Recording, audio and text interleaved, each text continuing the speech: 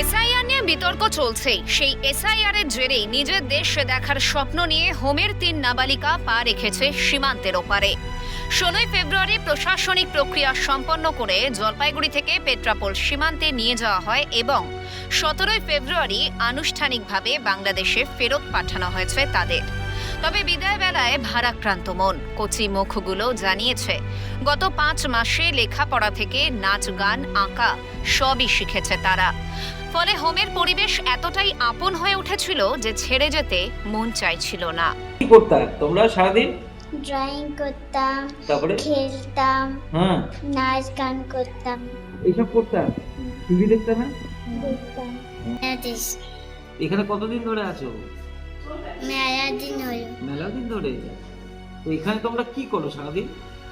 যোগা করি, নাচ করি, ড্রয়িং করি। তো এখানে কেমন লাগে থাকতে? ভালো। ভালো। এখন যে বাড়ি যাবা তো কোনটা ভালো, বাড়ি ভালো না এটা বেশি ভালো? দুটোটাই বেশি ভালো। এখানে কবে আসছিলা তোমরা জানো? জানো না?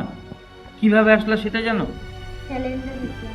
তোমরা সিলিন্ডার হয়েছিল কোথায়? দিনাতে। তো বাংলাদেশে যে তোমার বাড়ি তুমি জানলা কিভাবে? তোমার তো জন্ম ভারতে। বাবার মা বলছে। আচ্ছা, তা এখন যে এই জায়গা ছেড়ে আবার চলে যাবা বাড়ি, কেমন লাগবে? একটু মন খারাপ। মন খারাপ।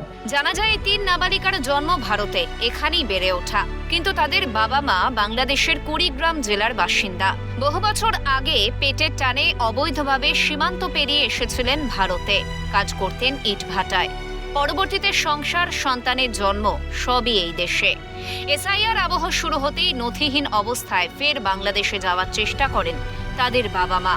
দিনহাটায় ধরা পড়েন তারা।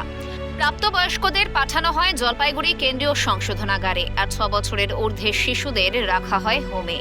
হোমের কাউন্সিলর পৌলমী সূত্রধর জানান, ভারতে জন্ম হলেও শিক্ষা সহ অন্যান্য সুযোগ সুবিধা থেকে বঞ্চিত ছিল। তবে হোমে থাকার সময় তারা যাতে সুস্থভাবে বেড়ে উঠতে পারে সেদিকে খেয়াল রাখা হয়েছে। বাংলাদেশে ফিরে যাতে সেই সুযোগ থেকে বঞ্চিত না হয়, বিদায় বেলায় একটাই চাওয়া।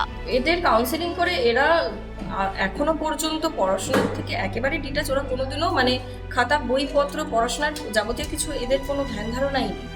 এবং এখানে যা যা শেখানো হচ্ছে সবই ওদের কাছে নতুন। ছবি আঁকা, গান করা, নাচ করা, এবং প্রতিদিন এদের যোগার এগুলো ট্রেনিং হচ্ছে যাতে ওদের মানসিকভাবে কিছুটা পরিবর্তন ঘটে।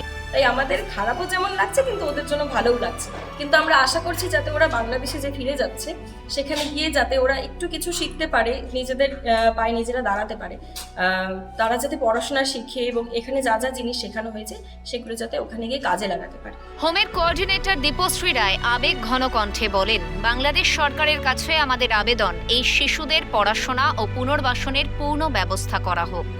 পাশাপাশি তাদের পরিবারগুলির কর্মসংস্থানের দিকেও নজর দেওয়া প্রয়োজন, নইলে ভবিষ্যতে একই পরিস্থিতির পুনরাবৃত্তি হতে পারে।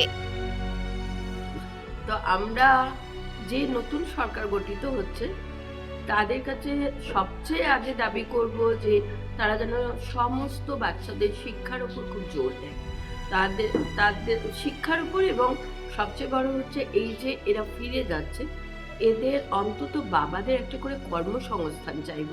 তা নাহলে তো ওরা আবার মানে নিজেদের রোজগারের জন্য যে কোনো না যে কোনোভাবে এই অন্য কোনো দেশে চলে যাবে। দুই বাংলাকে যেন এক সুতোয় গেঁথেছে এই ৩ নাবালিকা। আইন মেনে সীমান্ত পেরিয়ে ফিরে গেছে ৩টি কচি জীবন। হোমে এখনো রয়ে গেছে তাদের স্মৃতি আর আবেগ ঘন বিদায়ের রেশ।